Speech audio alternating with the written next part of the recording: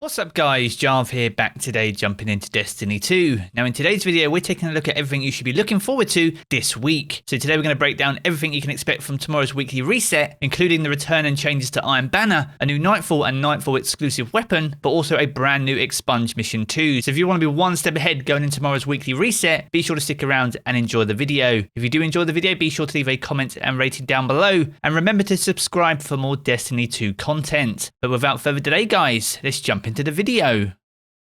Now to kick off our overview of the weekly reset, we have the return of the Iron Banner. This is going to run from Tuesday the 8th of June all the way through until the 15th of June. Now the new Reese Walker shotgun and Arkan's Thunder machine gun were introduced as part of the seasonal quest last time around. However, there was an issue, meaning that these weren't obtainable through alternative sources. That has now been fixed, so if you've been holding on to your Iron Banner tokens, now is definitely the time to cash in and get your hands on some sweet new weaponry. Now each and every week the Vanguard burn does rotate. Last week it was Arc, and upon the weekly reset this will change over to Void. This will remain the case throughout the entire week, with the rest of the modifiers rotating on a daily basis. Now whilst we're on the subject of Vanguard strikes, the brand new Nightfall for this week is the Warden of Nothing, and with that we get a new exclusive Nightfall reward in the Hung Jury. This is the second time this season that it's become available, so if you wasn't able to get a good roll the last time this came around, then be sure to jump into the Warden of Nothing this week. Not only does it offer a pinnacle reward for achieving 100,000 points, but you could also get your hands on the Hung Jury too, so be sure to check those out upon tomorrow's weekly reset. Now as for the Crucible rotator for this week will be Clash, but alongside that we also have double Valor too. So if you're in desperate need to get some Valor ranks, which will certainly be the case when we look at the seasonal challenges later in the video, then this week will most definitely be the week to jump into Crucible. Now next up we're going to look at the Lost Sectors. Now these do rotate on a daily basis, but we do know what the Lost Sectors will be upon tomorrow's weekly reset. Now these are both over on the European Dead Zone. Now the first one is Scavenger's Den. This will be the 1310 difficulty, and this will offer the chess piece. So if you're able to solo this Lost Sector, you're in with a good chance of getting your hands on one of those brand new chess pieces. Now alongside Scavenger's Den we also have the Quarry. This will be the 1340 difficulty, and this will offer exotic gauntlets. So if you're missing some of those new gauntlets that were introduced with the launch of Beyond Light, then tomorrow will be the day to jump into the Quarry. If you can solo this activity, then you're in with a chance of getting your hands on a pair. Now as of tomorrow's reset we're officially in week 5, meaning we have Path of the Splicer 5 to complete. Now there isn't any new override activities available. In fact, it rotates back around to the moon, so the override activity for this week will be back on Luna. But with that being said, there is a brand new Expunge mission launching upon this week's weekly reset. This comes in the name of Tartarus, and this is located on Europa. Now very little is known about this Expunge mission other than it has a time trial associated with it, and once again we'll be taking a closer look at that when we cover the seasonal challenges later in the video. Now whilst we're on the subject of Europa, the new Eclipse Zone for the week is over in Cadmus Ridge. So if you're still working on some of the augments from Beyond Light, you'll need to head over there in order to get those started. Alongside this though, we have a brand new Empire Hunt. Once again, if you can complete this on the Master difficulty, this will offer a pinnacle reward, and this week's Empire Hunt is the Technocrat. So certainly one of the more difficult Empire Hunts available, but well worth the effort if you can get that pinnacle reward. And finally, alongside the Empire Hunt, we have a brand new Exo Challenge. This comes in the form of Simulated Safeguard, and once again, if you can complete this, whether that be solo or as part of a fire team, you'll get your hands on a brand new pinnacle piece of gear. Now before we jump into Eververse and everything it has to offer for Bright Dust, let's take a look at the seasonal challenges for the up and coming week. Now for week 5 we have 8 brand new seasonal challenges to complete, all offering various amounts of XP, but also decrypted data,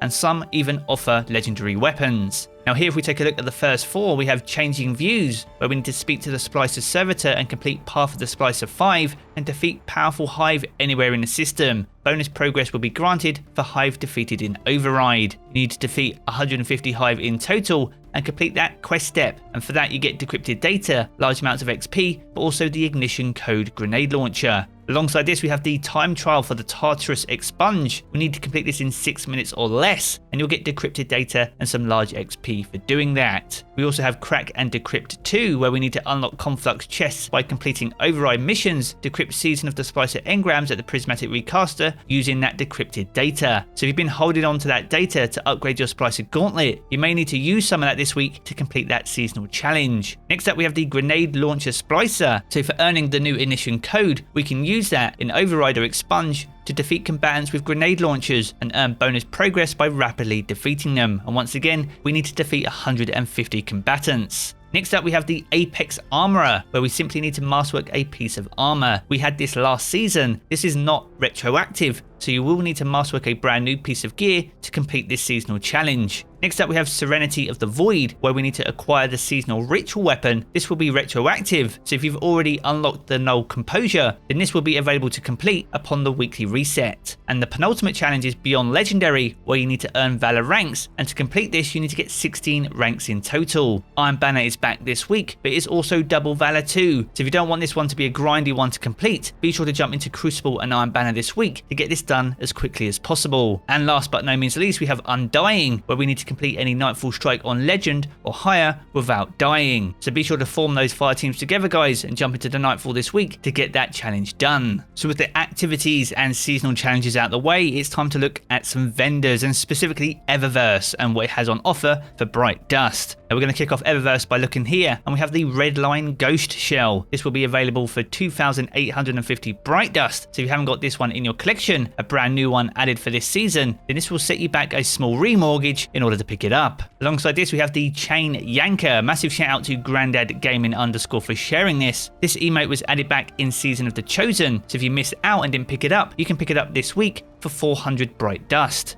Alongside that, we have the Beastly Projection, so if you're missing any of those, then this will cost you 500 Bright Dust to pick this up. And finally, on the featured page, we have the Laguna Cruiser shader. These are now 300 Bright Dust, and this was introduced in Season of the Hunt, so if you missed out on this one shades really well, and I highly recommend picking this up if you have this missing from your collection. Now flicking over to the main Bright Dust page, we have a Sour Taste. This is a exotic emote introduced in Season of Arrivals. This will cost you 3,250 Bright Dust, so the most expensive emote of the week. Once again, massive thank you for Grandad Gaming _ for sharing this footage. Alongside this, we have the Viced Shell. So if the Vice Cosmetics is up your street, you can pick up the Ghost Shell this week for 2,850 Bright Dust. To complement this, we have the Knucklebug, one of the biggest ships available in Eververse, an exotic one at that, and this will cost you 2,000 Bright Dust if you want to add this to your collection. Next up, we have Universal Armor Ornaments. These are class specific depending on the class of Guardian that you load in on. It's the new armor ornament set for this season, so if you're missing out on the class item for either your Hunter,